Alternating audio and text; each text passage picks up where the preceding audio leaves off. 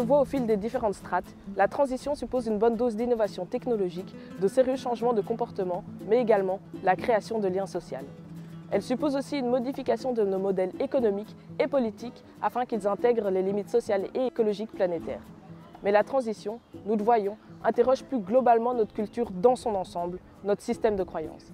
À ce sujet, j'ai interrogé pour vous Charlotte Leux, qui s'intéresse aux enjeux philosophiques de la transition. Nos institutions politiques et nos modèles économiques, nos modes de vie et nos choix technologiques reflètent des croyances philosophiques.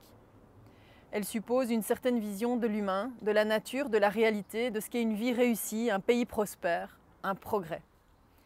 C'est pourquoi la crise écologique n'est pas seulement une crise de nos institutions, mais également une crise de l'univers philosophique dans lequel elles ont été forgées. C'est là l'intérêt, qui ne saute peut-être pas aux yeux de prime abord, de développer une philosophie de l'écologie et de la transition. Notre univers philosophique implicite est celui de la modernité, une période historique qui a ses grandeurs, mais aussi sa zone d'ombre. Ce qui la caractérise en 3 points, c'est premièrement l'importance accordée à la rationalité et à l'efficacité à travers le développement technoscientifique qui a permis beaucoup de choses, mais qui s'est également mis au service d'un projet d'expansion et de conquête. La deuxième caractéristique, c'est l'importance accordée à l'autonomie individuelle. L'homme moderne et la femme moderne veulent se libérer de ce qu'ils considèrent comme des contraintes sociales ou naturelles. Ils veulent être les maîtres de leurs propres choix. C'est positif, mais cela nous a également coupé de la nature, du sentiment communautaire et des ressources de sens que recèle la tradition. Troisièmement, la modernité se caractérise par l'essor de l'humanisme. Elle est mue par les valeurs de respect, de démocratie et de liberté. Or, cela s'accompagne aussi d'une vision qu'on appelle anthropocentrique, parce que l'humain est vu comme étant au centre de tout, et le non-humain, la nature, les animaux, etc., sont réduits à n'être finalement qu'un environnement, quelque chose qui est à l'extérieur, un décor pour les activités humaines, voire un stock de ressources ou un produit de consommation. On est aujourd'hui dans une crise très profonde de la modernité. En particulier, la crise écologique nous invite à repenser notre vision de la nature et de sa valeur. Pourquoi respecter la nature? Comment changer notre attitude dévastatrice et prédatrice si on continue de voir ce qui n'est pas humain comme un ensemble de choses extérieures à nous, comme des objets à notre disposition?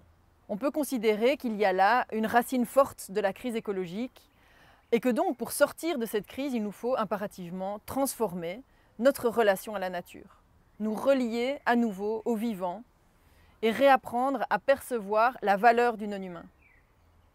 En réalité, contrairement à ce que nous avons tendance à penser en Occident moderne, le vivant n'est pas un stock d'objets inertes à notre disposition et la nature n'est pas quelque chose d'extérieur à nous. En fait, on prend progressivement conscience aujourd'hui, face à cette crise, de l'interdépendance du vivant. D'ailleurs, lors des marches pour le climat, on pouvait lire sur certains calicots « Nous ne défendons pas la nature, nous sommes la nature qui se défend ». C'est cette transformation philosophique profonde que nous devons opérer. Un changement de regard qui dépasse le clivage humain-nature, sans perdre pour autant le sens de la responsabilité humaine et donc la reconnaissance d'une forme de spécificité de l'humain. L'anthropocentrisme est donc une vision qui met l'humain au centre de tout. Mais tous les humains partagent-ils cette vision? Ne peut-on pas dire que certains humains ont plus de responsabilités que d'autres en la matière? Oui, tu as raison. Effectivement, en ciblant l'anthropocentrisme, on pourrait laisser entendre que c'est l'humain en général qui est à la racine de la crise écologique, ce qui n'est pas véritablement correct. Par exemple, l'écologie décoloniale considère que le problème avec l'anthropocentrisme, ce n'est pas uniquement la centralité de l'humain par rapport au non-humain, mais c'est également un occidentalocentrisme, c'est-à-dire une façon de mettre l'homme blanc occidental au cœur de l'humanité. Dans cette perspective, l'écologie ne peut être pensée indépendamment d'une remise en cause de cette domination de la culture occidentale sur le reste du monde. Un autre exemple est celui de l'écoféminisme. Certains auteurs considèrent la crise écologique comme la conséquence du patriarcat. Les écoféministes font un parallèle entre la domination de l'humain sur la nature et la domination de l'homme sur les femmes.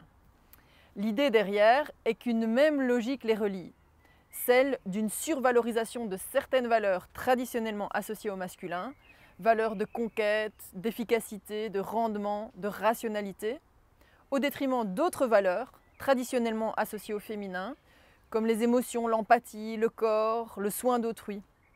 La crise écologique ne reflète pas seulement un anthropocentrisme dans cette optique, mais également un androcentrisme, car des valeurs traditionnellement associées au masculin y sont prédominantes. Donc, en associant les trois centrismes, ethnocentrisme, colonial, androcentrisme et anthropocentrisme, on obtient le cocktail Molotov philosophique qui engendre la crise que nous connaissons. La transformation de cette lame de fond philosophique ne pourra se faire sans transformation structurelle et comportementale. Mais également, elle ne pourra pas se faire sans transformation de nos modèles éducatifs et pédagogiques, qui parfois continuent de nous former à l'anthropocentrisme, à la croissance et à la compétition. Mais, et cela nous amène à la cinquième et dernière strate de ce modèle, cela engage également une évolution des consciences. Un mouvement, on pourrait dire, de conversion intérieure qu'on considère indispensable au changement culturel escompté.